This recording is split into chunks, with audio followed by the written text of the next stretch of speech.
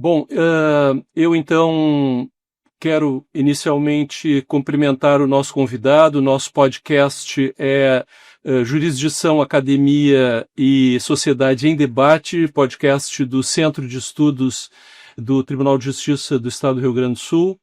Quero cumprimentar o ministro José Barroso Filho, do Superior Tribunal Militar. Quero cumprimentar o desembargador Jaime Weingarten Neto. É um prazer, ministro, aqui lhe receber, aqui no Rio Grande do Sul, aqui em Porto Alegre, na casa, né? Essa é a nossa casa aqui, o Tribunal de Justiça. E nós temos trabalhado muito aqui no Centro de Estudos em várias áreas. A ideia é cada vez mais entrelaçar assuntos vinculados à jurisdição, à academia, mas trazendo também à sociedade temas importantes da sociedade e colocar isso em debate. Então, o nosso bate-papo aqui é exatamente isso, traçando essas, digamos assim, essas dimensões aí que vão se entrecruzando, né, se transpassando. E até assim, para iniciar a nossa conversa, eu gostaria, o ministro Barroso, eu nem vou ler o currículo dele, porque realmente é impressionante. Não somente na área acadêmica, o ministro é doutor em Direito e Educação, né? E o ministro Barroso, ele tem uma carreira invejável na área pública, tendo sido promotor de justiça no estado da Bahia, depois juiz de direito no Pernambuco, depois novamente juiz de direito em Minas Gerais. Esteve também ali em Minas Gerais, se não me falha a memória, já foi como juiz auditor da Justiça Militar? Foi ali? Eu atuei também em Pernambuco no TRE. No TRE. Aí, em Minas Gerais, eu fui para a Justiça Federal Militar e a partir daí foi o Brasil todo.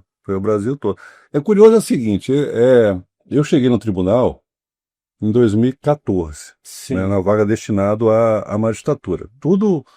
Todos esses postos foram por concurso. Sim. Né, foi algo, sim, conquistado. Né? Sim. Aí eu cheguei no tribunal, estava me acostumando ainda com o gabinete, aí veio o assessor de comunicação. Aí falou, ministro, o senhor precisa fazer uma mídia social, né? Na época era Facebook. Sim. Eu não tinha mídia alguma, eu falei para ele, sua opinião, eu acho que não, tá? Deixa como tá mesmo. Mas aí eu já participava do projeto Rondon, né?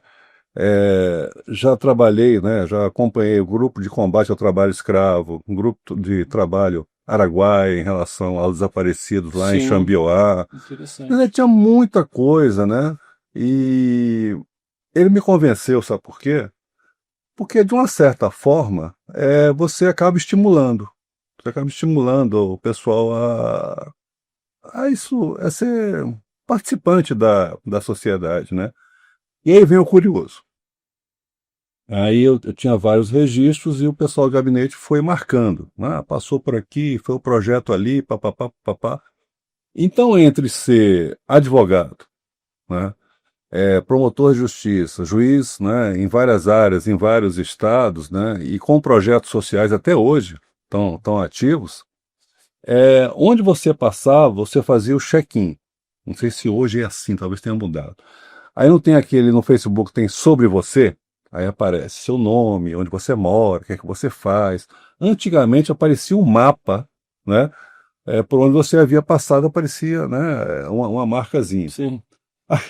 O Brasil todo era marcado, né? E o curioso é que eu nunca me preocupei com isso, né?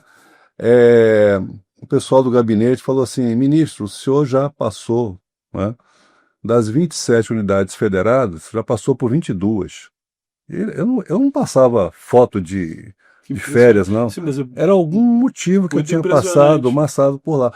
Então, eu acho curioso isso, né? E é verdadeiro. A pessoa que passou pelas experiências, conhece realmente as dificuldades, as possibilidades de você fazer a diferença, isso é fundamental quando você vai ser um professor. Porque o professor que viveu aquilo, né? Ele fala diferente, né? Ele tem a autoridade para falar. Porque muitos falam da vida por ouvir dizer, né?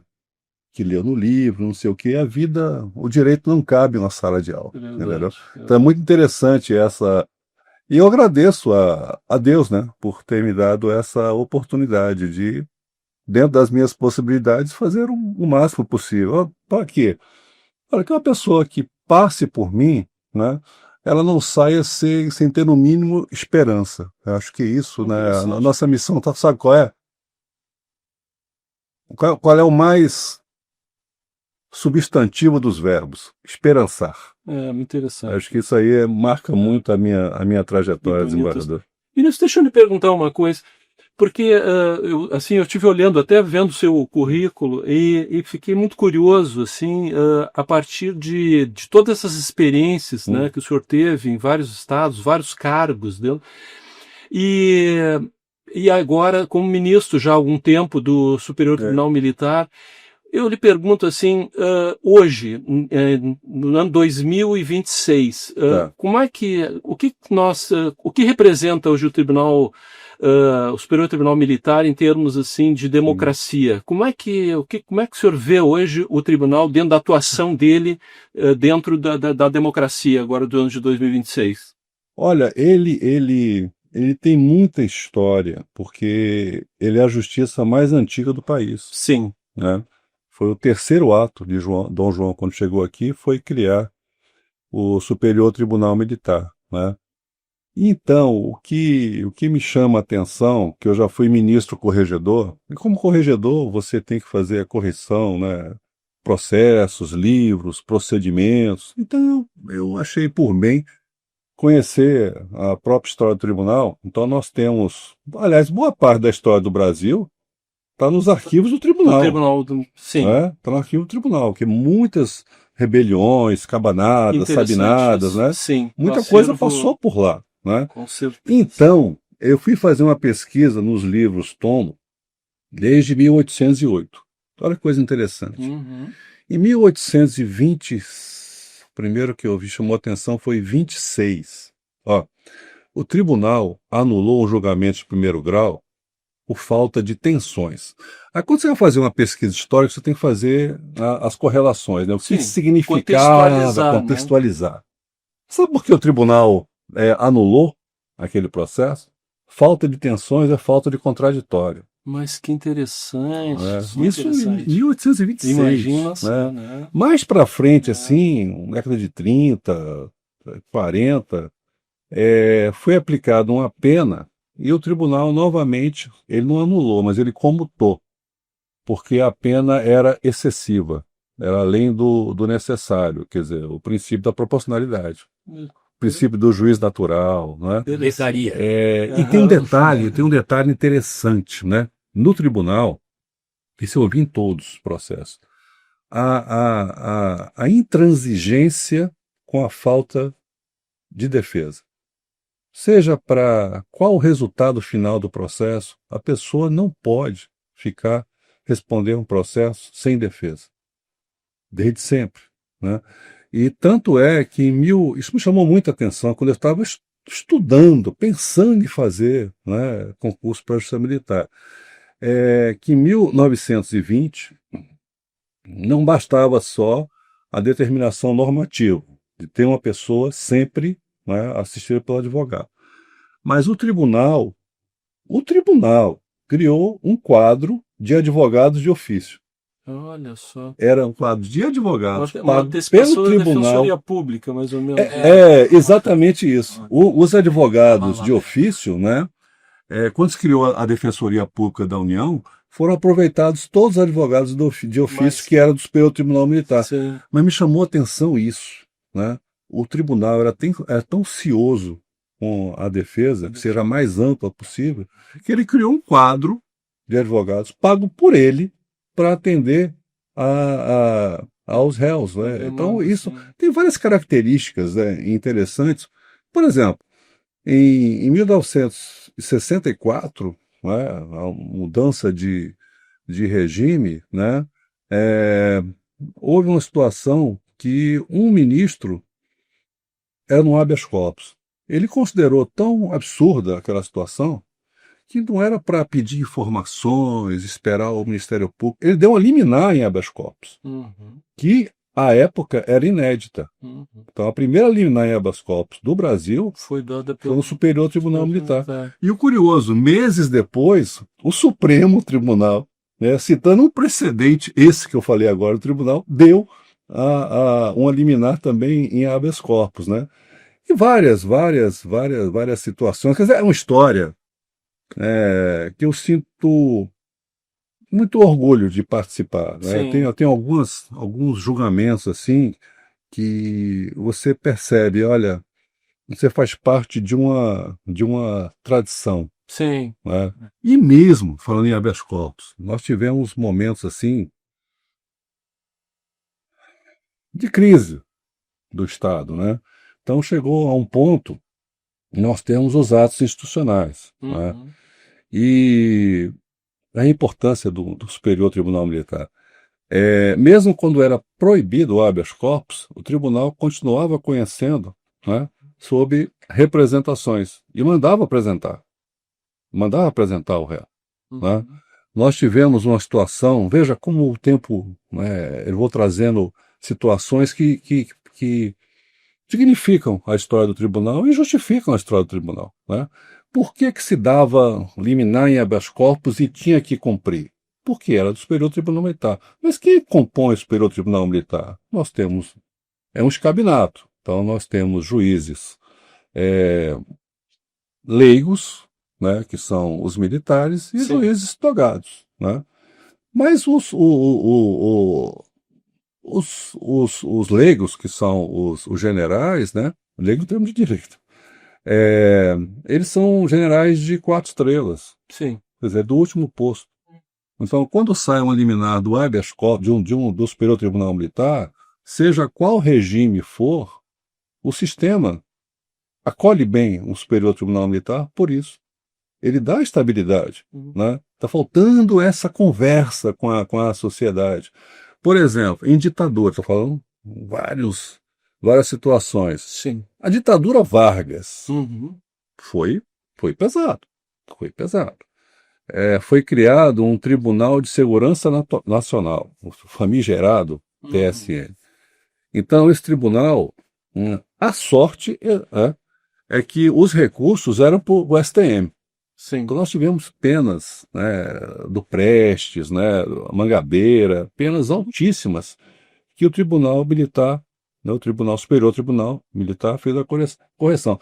E, velho, eu sou civil, né, e compõe o Superior Tribunal Militar. Então, é uma troca de experiências muito grande. Tanto, porque, veja bem, para o oficial, o general, chegar a 4 estrelas, né, ele já fez a academia, que é um curso, primeiro um curso acadêmico, depois ele faz um mestrado em ciências, né, militares, depois ele faz um doutorado, né, para se habilitar a ser general. Ele chega a general 4 estrelas com 46 anos de serviço. Muita experiência. É esse general que vai ser, e ele não é general, ele é um ministro. Ele é um ministro, tal qual eu sou, né? Ele é oriundo do Exército, ele é oriundo da Marinha. Da Marinha, assim como eu sou oriundo da magistratura. Né? Então, nos julgamentos, né, é uma mútua aprendizagem. E como todo colegiado, né, a decisão do colegiado é sempre a mais sábia. E o detalhe é o seguinte, é a última decisão, só vai para o Supremo, né, passando por um filtro assim, né, uma clara inobservância constitucional. Mas 90 e tantos % no Tribunal Superior acaba ali. Então a nossa responsabilidade é muita, porque são destinos que são a última palavra. Então, olha, assume, como eu já passei pelo judiciário todo, para o judiciário todo. Eu já tive jurisdição federal comum em questões previdenciárias. Naquela época, né, falo no início da década de 90, nós não tínhamos tantas varas do trabalho também. Você exercia, né, funções semelhantes, né? O que eu estou dizendo é o seguinte, dessas passagens todas, com esses 35 anos de magistratura, né? Você vê que o sistema é sábio, né? Porque o país, o Brasil, ele fez uma opção. Para a melhor prestação jurisdicional, vamos especializar os ramos da justiça. Então, primeiro foi a justiça militar, depois foi a federal, né, a estadual, a eleitoral, a trabalhista. Ou seja, para que nós possamos prestar um melhor serviço ao cidadão. Foi essa a opção, né, do nosso Brasil. E a sua carreira acadêmica, ministro, o senhor, como é que o senhor me relataria um pouco sobre isso aqui para nós? Eu vi que o senhor primeiro é doutor em Direito, né? Não sei qual é o seu tema aqui, que agora me faltou o tema que o senhor fez defender a sua tese. Em Direito foi extensão universitária. E depois, então, eu lhe pergunto assim, ó, na atividade da jurisdição, tem-lhe aproveitado toda essa parte acadêmica? O senhor tem conseguido aproveitar isso na sua... Olha, por quê, desembargador? Eu entrei muito cedo não como na magistratura, né, mas como advogado, como promotor de justiça, né, depois que eu fui para a magistratura. Sim. Então, entendeu? Aquela rotina, você ir para o interior, né, no interior. Antigamente, aliás, quem foi juiz nessa época sabe que a gente era muito sozinho, né? Sim. A gente quase recém-formado, com poucos anos, você era lançado numa comarca, né, de primeira entrância. Só tinha você, entendeu? Aí você decidindo a vida dos outros. O que é isso? Não vou decidir uma causa de família, uma separação, e você sequer era casado, entendeu? Coisa assim, falência, aquela atividade financeira está morrendo. Pais de família vão ficar desempregados. Então, veja, é muito complicado. E eu sentia falta, eu sentia falta dessa interação. Sim. Entendeu?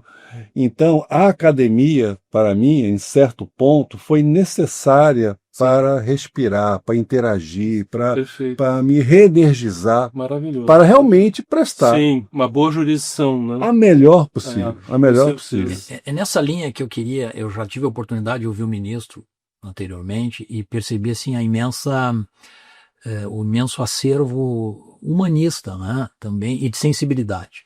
E aí, quando nós falamos que a história da justiça militar, como a história do Brasil, eu lembrei, por exemplo, dentre tantas, de Canudos, né, acho que até o ministro referiu, e aí eu lembrei, na verdade, de um livro do Mário Vargas Llosa, né, A Guerra do Fim do Mundo, que conta de uma forma... E aí lembrei da literatura.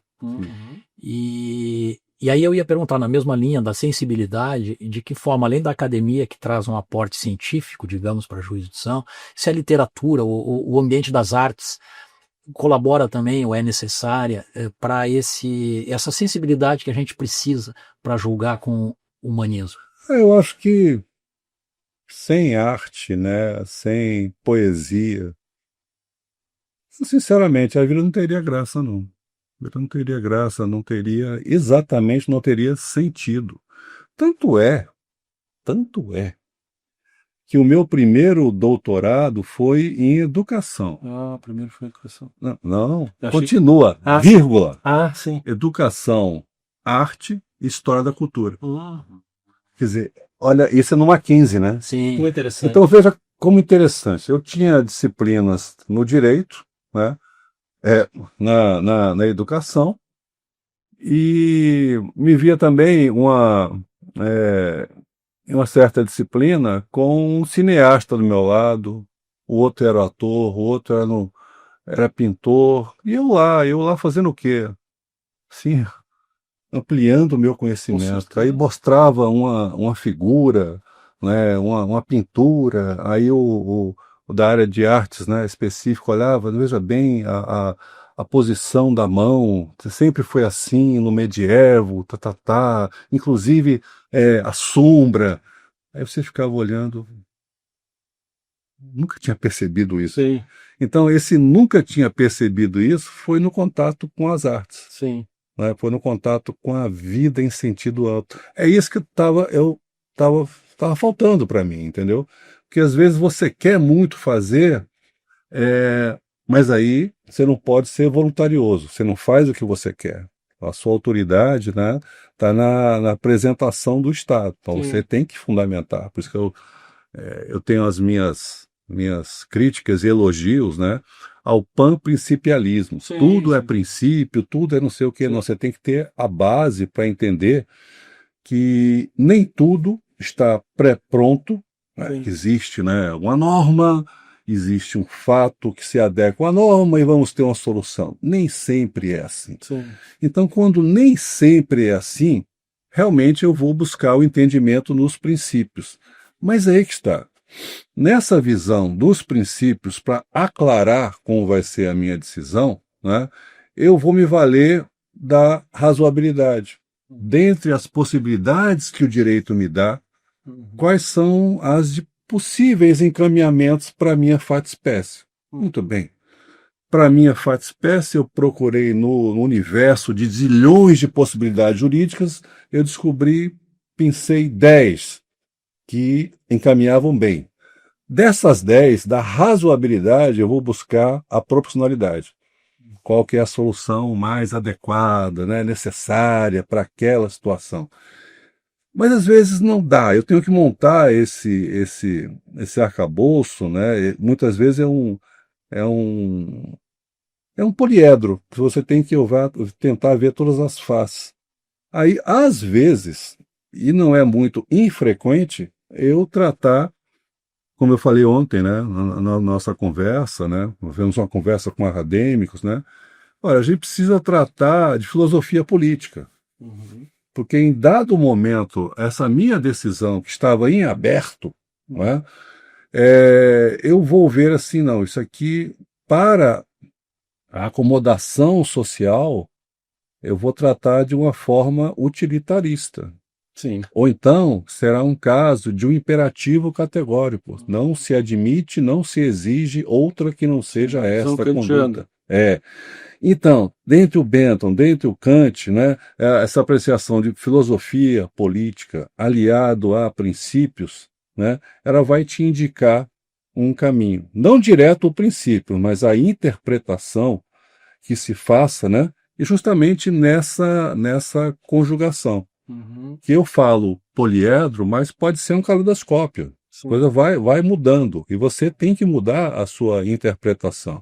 Do jeito positivo, sempre vai ser positivo, mas como você vai interpretar, tem a jurisprudência dos conceitos, dos valores, dos princípios, é isso. Para você, a sua decisão seja a que mais acomode, a que mais propicie a paz, nós precisamos de paz para desenvolver a sociedade. Então é necessário mesmo, é necessário. Porque se a gente ficar preocupado só em decorar fórmulas, não é? Você vai ficar, você não vai entender o direito, você não vai entender o drama humano. Muito, às vezes assim, né? Tenho questões para resolver isso desde da primeira canetada que como é que eu vou resolver? À noite, né?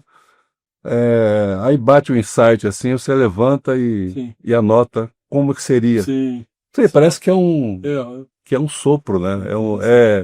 É ele vendo talvez a minha agonia, o meu sofrimento, a minha pequenez, né? Tendo que decidir questão tão grandiosa. Ele, vou te ajudar. Vai dar aquele sopro, você corre logo para não perder. Quantas anotar. vezes a gente acorda de noite com a solução, às vezes, né? Mas eu não sei. Não, eu só me ocorreu agora, quando eu escrevia esse processo de maturação, né, de um pouco de sofrimento, muitas vezes, né, para tomar uma decisão. Faz parte. O sopro, né? O que me ocorria por outro lado, algo que tem batido na nossa praia ultimamente, que é a inteligência artificial, que trabalha de outra forma completamente diferente, né? Quer dizer, a força bruta dos dados, da matemática, da quantidade de dados que vem e propõe determinados arranjos textuais.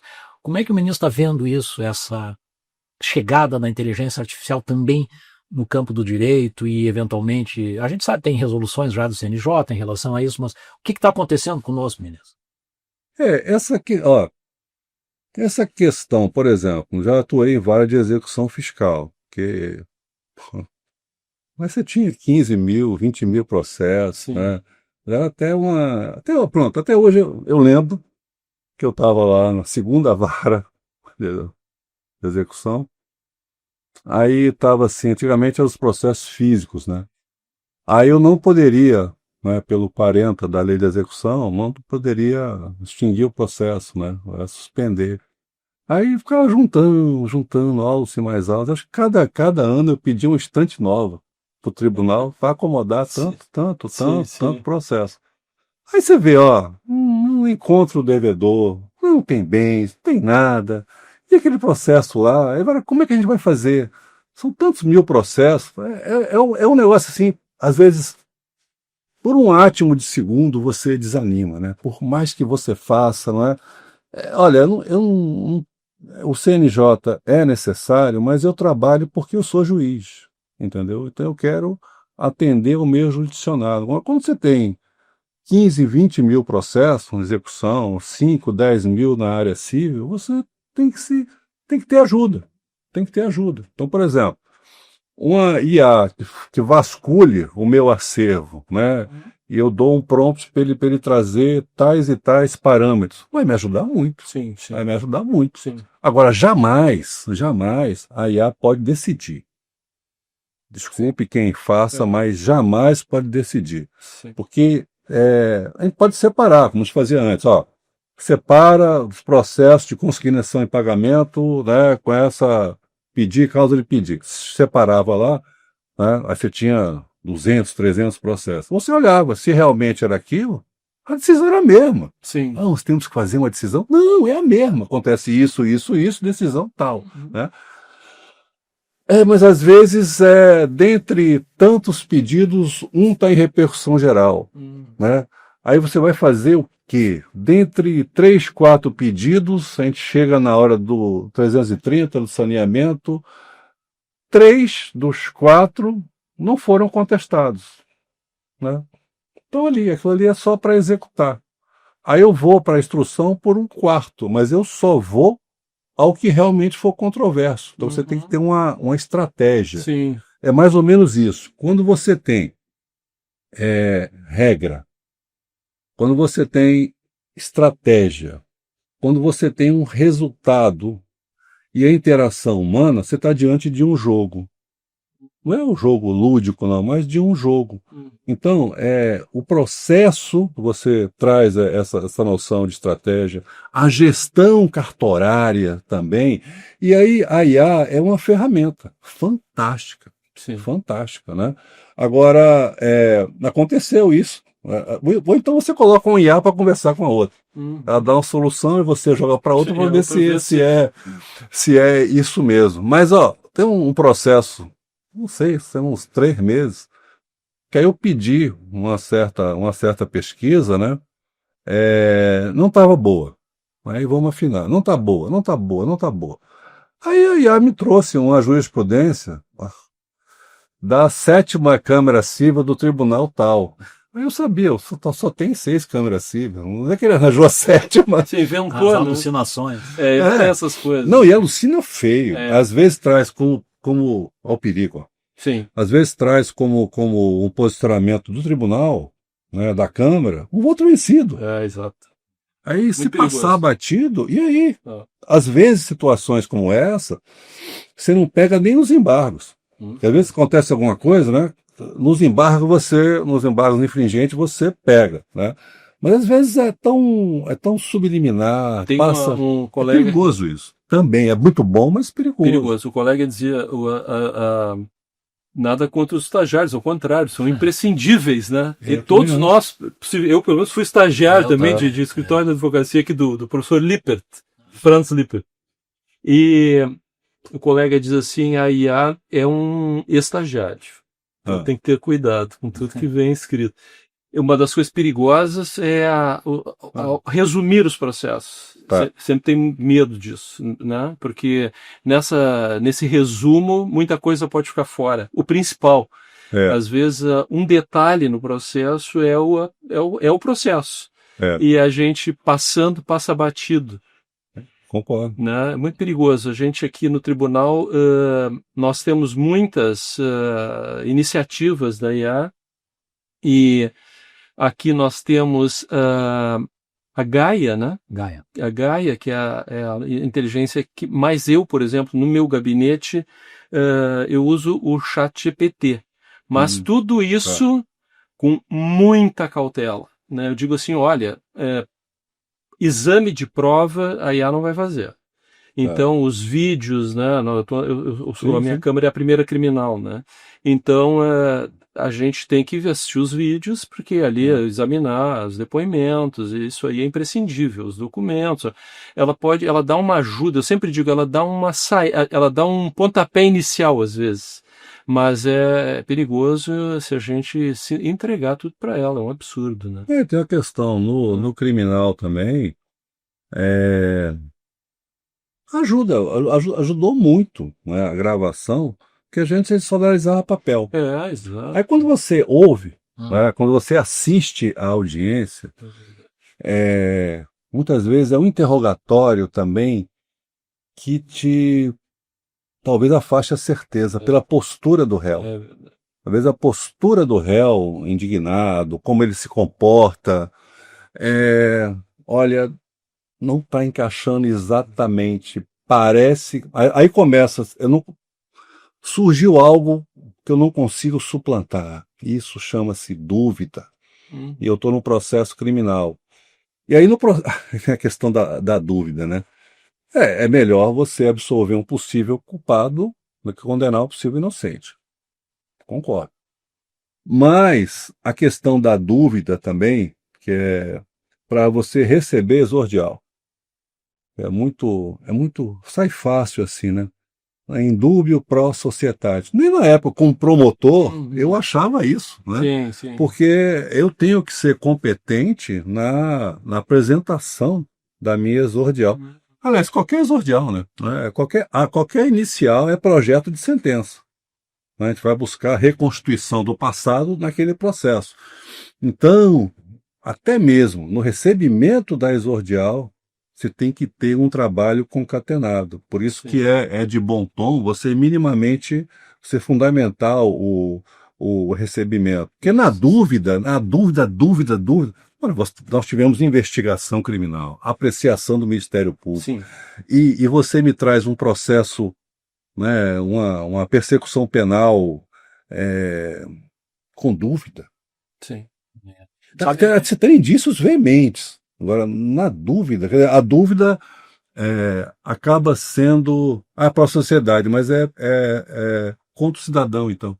Você Estado tem um direito robesiano, né, de me colocar anos e anos, mudei de status, agora você é o quê? Você é réu. Mas espera aí, cadê a prova disso? E às vezes, isso você tem que fazer.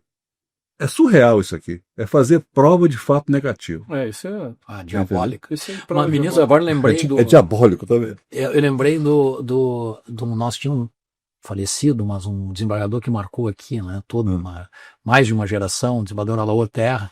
Ele tinha uma frase maravilhosa sobre a dúvida. Ele dizia assim: eu tenho quase certeza que o réu é culpado, por isso o absolvo. Fantástico. Muito bom. Fantástico. Eu diria até assim, usando um pouquinho da psicologia do Dunker, né, a dúvida é a ética do século XXI. Né? É a sabedoria do talvez. Porque a dúvida, eu sempre digo assim no meu gabinete, para minha assessoria, às vezes, eu estou com uma dúvida, ainda bem que tu tem dúvidas. Eu tenho medo das certezas. Porque a dúvida é a abertura ética. O que abre a ética é a dúvida. Se tu já tem certeza, acabou, já está julgado. Então, essa é a preocupação. Tu já começares e dares valor à dúvida. A dúvida é um grande valor jurídico. É a absolvição do réu. Né? É a presunção de inocência. Então, a dúvida é um valor hoje, em dias de muita certeza, né?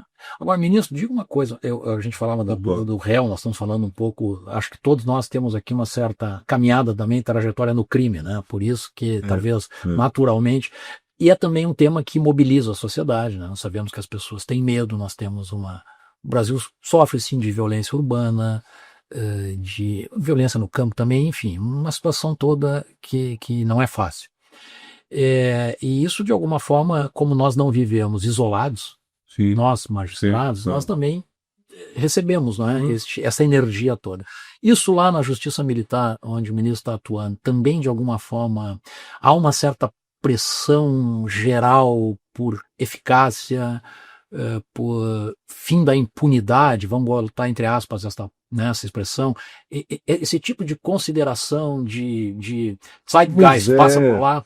Pois é. É muito, muito curioso isso, porque você, quando está envolvido em uma questão, você quer um julgamento justo, né?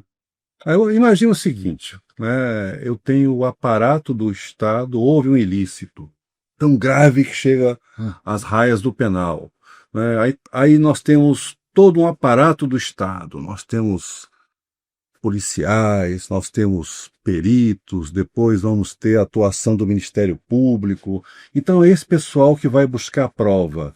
Aí você olha assim, mas o juiz também está nesse meio. Sim, mas é ele que vai me julgar. Mas como é que ele pode julgar se ele está com o promotor, com o policial? Então o juiz não é órgão de segurança pública. Né?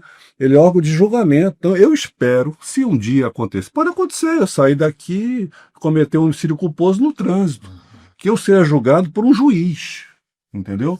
E não como algo travestido de investigador, né? Porque, veja o seguinte, se cada um fizer a sua, a polícia investigar, o Ministério Público oferecer a denúncia, aprofundar as investigações, o advogado defender e o juiz julgar. Olha que coisa boa. Olha que sistema, né, que tende a funcionar. Agora, quando se mistura, isso aí não é questão de pressão de sociedade, não. Isso é um descompromisso ético. O juiz ele tem que ficar equidistante, né? Então ele vai receber a prova, vão analisar a prova.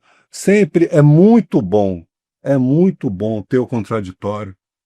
Que isso acontece, eu acho fundamental, a sustentação oral. Sim. Esse é visto do júri também, né? Mas eu sinto falta da sustentação oral, sustentação oral inteligente, né? Sim. Que vá naquele ponto, sim, não é só ficar lendo, porque lendo eu já tinha obrigação. Se eu estou sentado na sessão, é porque eu já li o processo, né? E quando o advogado sobe, aí eu olho, eu quero ver qual é o ponto que ele vai destacar. Isso para mim vale muito a pena, né? E às vezes aquele ponto que ele destacou, poxa, vale a pena pedir vista. Sim, exato. Vamos ver se realmente é isso. Então nós temos um advogado, né, ali na tribuna. Nós temos um procurador e nós temos que ter um juiz. Então não pode misturar, né? Cada um tem a sua necessária, né, atuação dentro dessa busca, né? Dessa busca até certo ponto ousada, né, de justiça, né, que é um atributo divino, mas nós precisamos julgar. Nós precisamos julgar e ser julgados. Sempre a vida é isso. Sermos julgados, né, e também julgar. Mas que o juiz seja um juiz imparcial. Nossa tarefa é não entrar na onda dos outros, né, ministro? Assim, nós temos que julgar com as coisas que estão... Eu sempre digo, nós julgamos o caso penal, né? Não julgamos por atacado, por influências. A gente tem que examinar aquela situação, como é que ela foi, de fato, a reconstrução histórica dela. Evidente que é importante, eu acho que isso que o senhor colocou no início, né, que o Adorjane também estava comentando, sobre a poesia. Heidegger já dizia, né, uma das aberturas do ser ao ser é exatamente a linguagem poética, né? Porque ela foge toda da padronização, transformando isso não em linguagem heideggeriana, né? Mas o horizonte interpretativo de um juiz ele não pode ficar restrito só dentro da área do direito, ele tem que ter acesso à literatura. O juiz, esses dias aí, até o ministro Barroso do Supremo, né? Ele colocava isso.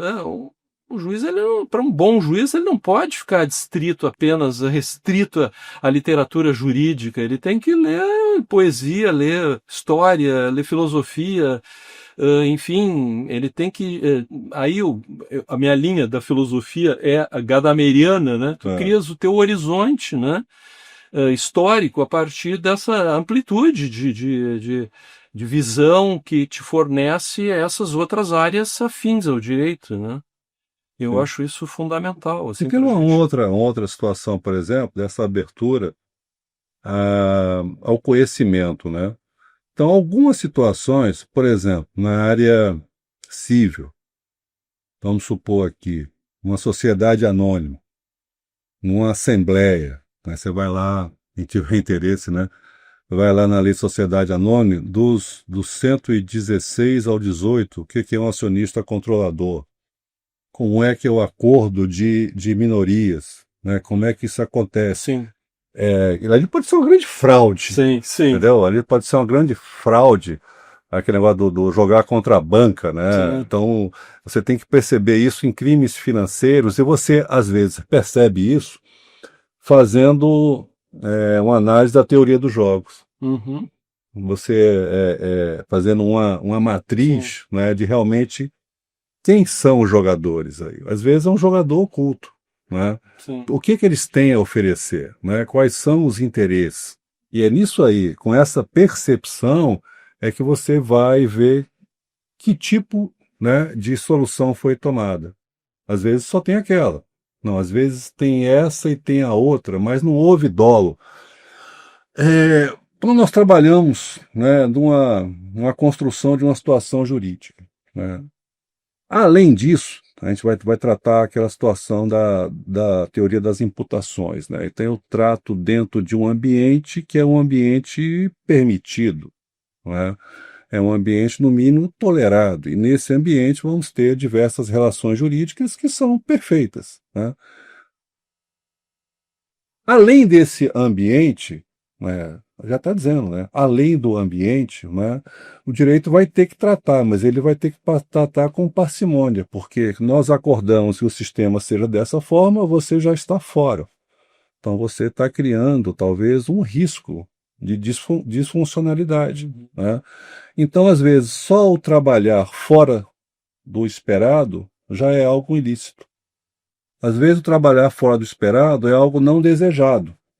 Mas você, ao trabalhar fora do acordado, vamos dizer assim, eu falei que é um jogo, a vida é muito de jogo. Não é aquele jogo lúdico de dama, de xadrez, mas é um jogo, como eu te falei.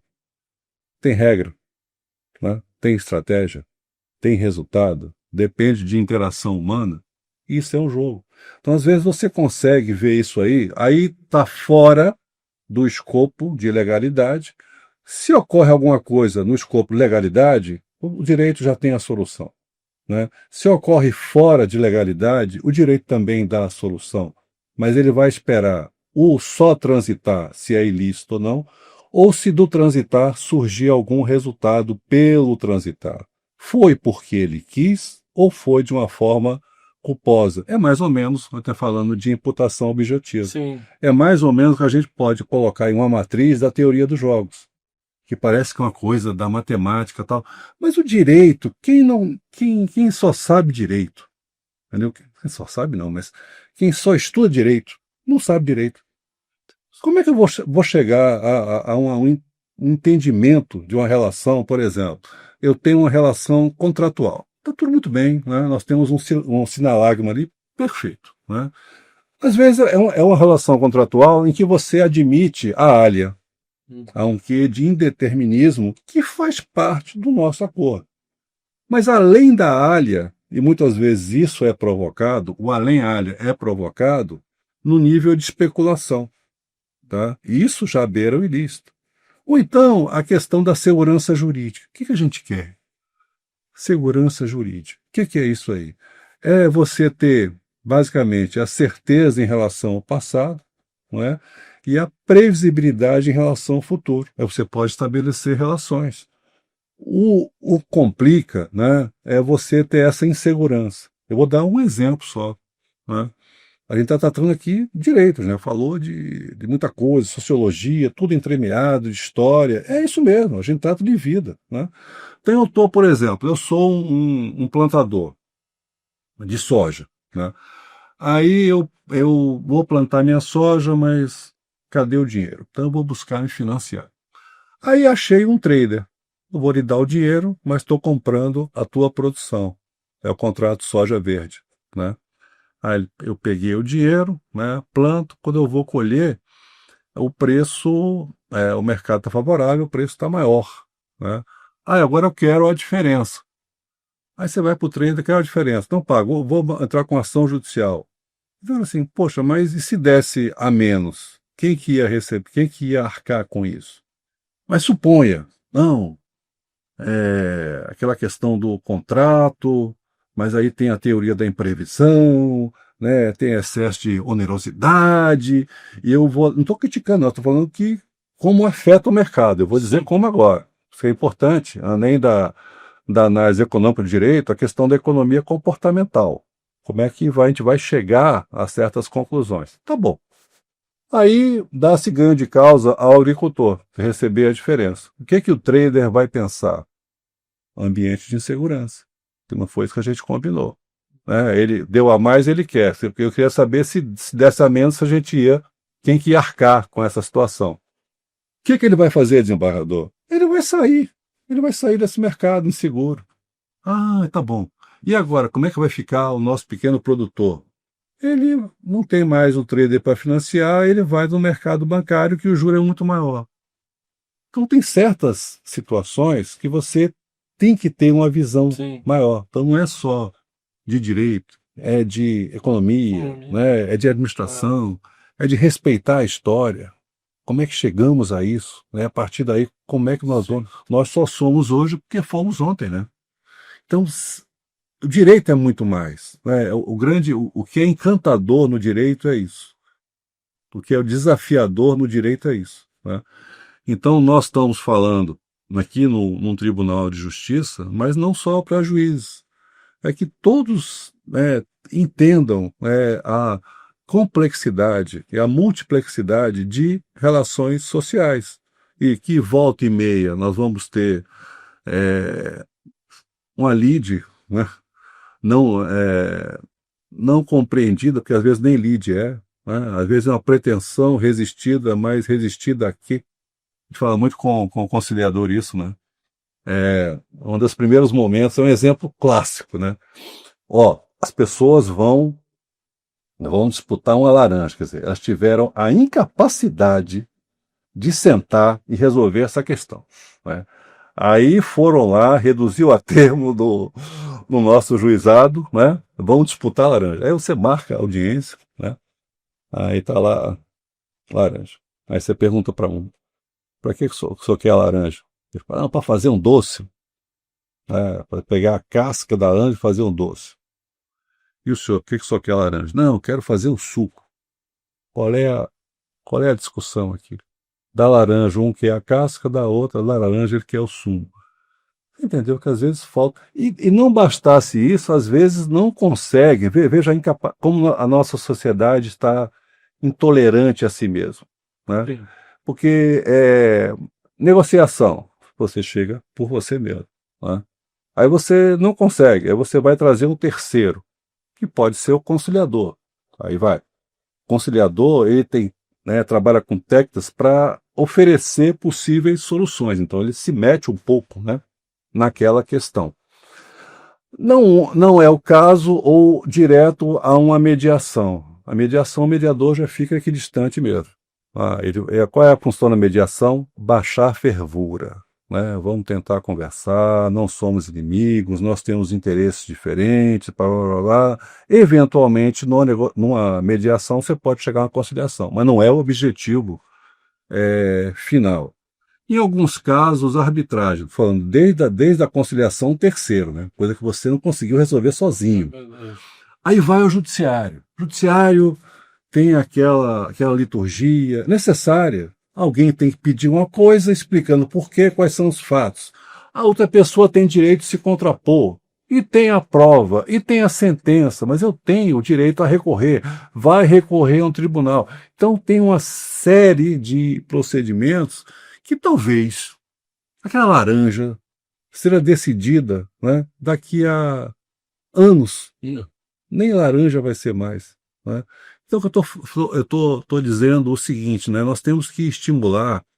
Isso é uma patologia social, a Sim. falta de diálogo, né? E muitas vezes isso vai ser trazido para o judiciário. Então, isso dificulta ainda mais e pede ainda mais que nós, enquanto atores do sistema judiciário, tenha essa compreensão humana, né? Essa compreensão de que realmente o que é uma inteligência artificial, o quanto ela pode nos ajudar, ter uma compreensão da realidade. Sim. Para que nós, dentro dos nossos limites, da nossa falibilidade humana, mas estamos dentro de um processo em que, se a sociedade olha para você pedindo uma decisão conforme a lei e o nosso projeto futuro chamado Constituição, você ofereça o melhor. Então, o direito, ele não pode ser em si mesmado. Ele tem que se dar, ser entrelaçado com as demais ciências. Com a vida, né? Com a vida. No final das contas, né, ensinar direito, no direito não cabe em sala de aula, naquele quadrilátero, né? O direito é vida. Nós temos que ter. É isso que às vezes me incomoda muito na academia.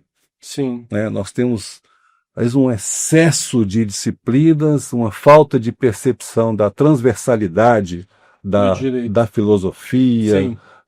entendeu? Sim. Questões maiores do que realmente nós estamos a buscar, né? No direito. Então, e às vezes a academia, né, que a gente está tratando também, né, em forma de preparação, ela fica ensimesmada. Ela acaba produzindo o que deveria ser um ponto, né, de a produção de saber, de novos procedimentos, né, de processos de apaziguação social, acaba se ensimesmando em teorias fantásticas. Você percebe que o autor daquela dissertação, daquela tese, ele pesquisou. Aquilo ali são anos de pesquisa nos tribunais, no Timor-Leste, na Suécia, mas não tem nada assim que ofereça à sociedade. É isso que eu chamo de um academicismo ornamental. Ao invés daquela produção servir à sociedade, o destino dela vai ser um estante dentro da universidade. Sim. Então, isso passa muito pela falta de percepção, né, dessa interdisciplinaridade, né, que nós devemos ter em relação à ciência. Sim. Porque a ciência, pelo seu método, ela cria algo justificável, algo que é uma hipótese comprovada, que é dotado de repetibilidade, quer dizer, isso não dá segurança do método. A ciência cria o conhecido. Mas a ciência também cria, ou reflete, nos faz refletir sobre o desconhecido, quanto nós temos a conhecer ainda. Né? Sim. Então isso é um desafio permanente, que as academias têm que ter essa percepção, né, e de se interligar com os outros domínios. Né? Isso eu acho fundamental, né, na compreensão. E uma das ideias aqui exatamente do podcast é esse, né? Porque nós temos que ter, assim como a academia acaba ficando conversando com o próprio umbigo às vezes, também a jurisdição é rainha de fazer isso. Né? Eu diria muito mais até, né? Até pela, digamos assim, por esse direito hoje, entre aspas, jurisprudencial, né? Que fica uma cópia de uma cópia de uma cópia de uma cópia, daí que então se fecha demais nas teses já estudadas, e não se abre perspectivas. Então, essa interação que a gente tenta fazer, eu acho que o desembargador Jaime é um elo perdido, vou usar essa expressão, que ele é professor da PUC, acadêmico já há muitos anos, não sei se algumas décadas, talvez, né? E é a desembargadora aqui com a gente, né? Então, nosso colega. Então, eu acho que isso é muito importante, que os juízes passem pela academia, mas que a academia também passe pela jurisdição, pelo judiciário, né? Nós temos que ter essa permeabilidade, senão acontece isso. Eu me lembro até, tinha um professor, colega nosso, o desembargador Jauro Guelen, e o Jauro comentava de um advogado, ele sempre trazia esse exemplo, foi meu professor na PUC, né, na época do direito, ele dizia assim, não, ele era um advogado pelas leis antigas, né? Então, a pessoa não se atualiza. Então, eu acho que essa interdisciplinariedade hoje, ela é fundamental, né? A gente vê hoje, por exemplo, o país que eu conheço melhor, assim, a Alemanha, alguns currículos hoje, né, digamos assim, eles se entrelaçam com várias, tu escolhes o teu currículo, né? Sim, Então isso é sim, muito sim. importante de trazer a sociologia, a literatura, enfim, filosofia, e eu acho que isso só enriquece as profissões. Nós não podemos ficar fechados, senão nós vamos virar o que lamentavelmente aconteceu com o mundo do direito. Nós passamos a só estudar leis, deixamos de estudar o direito, né? O direito num conceito amplo, nós ficamos estudando as leis, né? Então isso é um problema quando não se tem um horizonte. E eu acho que entra aqui, até já meio em linha de finalização para não cansar o ministro também. Eu acho que isso entra muito agora, sim, neste momento que nós vivemos a inteligência artificial, porque a grande pergunta, nós estivemos conversando aqui agora, acho que a semana passada, retrasada, com o professor Lênio Streck, e a nossa questão aqui, eu acho que até o Lênio colocou, quem vai dar o prompt no futuro, né? Quer dizer, se nós não entregarmos toda, eu até coloco isso, né? Porque assim, nós trabalhamos usando uma linguagem gadameriana numa fusão de horizontes, né? Nós trazemos o nosso horizonte, o juiz, ele saindo da metafísica, o juiz está inserido no julgamento, porque ele é um fruto do seu momento, da sua época, da sua cultura. E, de repente, como é que será isso se o teu horizonte vai diminuindo de tal forma, porque tu não te interessa mais pelos estudos, porque a inteligência artificial te oferece tudo? Para que eu vou ler um livro sobre história, né? Vamos trabalhar a história do direito, agora que eu ando estudando, o Franz Viaker, né? Que é um jurista importante, um historiador do direito. De repente eu não vou mais ler, né? E vou, porque a inteligência artificial me faz um resumo em poucos segundos da doutrina aqui sobre, sei lá, a história do direito romano, da República. E aí, quem dará o prompt, então, no futuro? Nós vamos reduzindo o nosso horizonte, nós vamos parar de estudar, nós vamos saber só pequenas coisas, pílulas. Não vamos conseguir ter a visão do todo, né? Ministro, Sim. eu gostaria de perguntar para o senhor se tem mais alguma coisa que o senhor queria acrescentar, e aí nós vamos encerrando para não lhe cansar também. Agradecendo essa partilha aqui, né, de experiências, de sensibilidades aí, de novo um aporte de humanismo na jurisdição e um testemunho vivo aí de que vale a pena, né, a magistratura, o serviço. Mas vale muito a pena. Olha, nem tudo que a gente almejou, entendeu o que era o certo, o que era o justo, a pergunta é, quem lhe disse que a vida ia ser justa, né? Então, nem sempre é, até porque se você se conformar com isso, pensa bem, o tempo transforma tudo em tempo, né? O que você tem é que manter essa chama viva, se resignar frente ao injusto. Agora, para você realmente, cavaleiro andante, você fazer frente, né, e apresentar soluções, você precisa estudar. Você precisa ler o direito. Aí, para entender o direito, eu vou trazer a matemática, eu não falei a teoria dos jogos aqui, eu não falei como é que é a posição dominante, qual é o comportamento de equilíbrio, a questão da teoria do caos, tudo isso você vê, você pode enxergar no processo, e você enxergando isso, você consegue ampliar a sua percepção de soluções. Por isso que eu falei, muitas vezes você, quando vai fazer uma análise de princípio, você percebe que só o princípio não basta e é até perigoso. Então, a noção, a percepção do princípio vem que talvez com uma análise de filosofia política. O que realmente, qual é a melhor forma de você resolver essa situação, não só por ela, mas como ela se encaixa dentro de um jogo social de estabilização, né? Então, oportunidades como essa, não é? Esse podcast é muito oportuno, não é? Porque eu já fiz uma pesquisa. Quem é trazido aqui, e eu agradeço, né, de uma forma genuína e penhorada, é muito bom, é muito engrandecedor, né? Porque a gente, além de palavras, está trocando energias, né, projetos, né? Então, talvez isso que nos anime, entendeu? Porque nós que somos do bem somos mais, né? Então a gente tem que realmente fazer a diferença. Então, nesse final aqui, o que fica?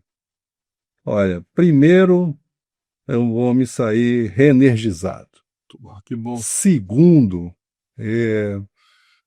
ou primeiro, profundamente agradecido, né, por essa oportunidade, né, e que a gente continue sendo fiel a nós mesmos, né. Acho que ao final, né, quando você for de alguma forma e conforme a sua maneira de entender o mundo for prestar contas, né, você chega para ele e fale: senta que lá vem a história, tá? Obrigado. Obrigado, ministro. Muito obrigado. Jaime, não sei se tu quer dizer mais alguma coisa. Não, Então, agradecer. encerrando o nosso podcast, foi uma honra enorme e foi momentos muito agradáveis, ministro, trocar essa ideia com o senhor, o ministro José Barroso Filho, do Superior Tribunal Militar. Então, é só agradecer ao ministro e dizer que o Tribunal de Justiça do Rio Grande do Sul é a sua casa. Sempre que vier, por favor, faça contato com a gente para termos a honra de ter novamente uma conversa agradável, assim. Muito obrigado. Muito obrigado. Beleza, obrigado. Bem.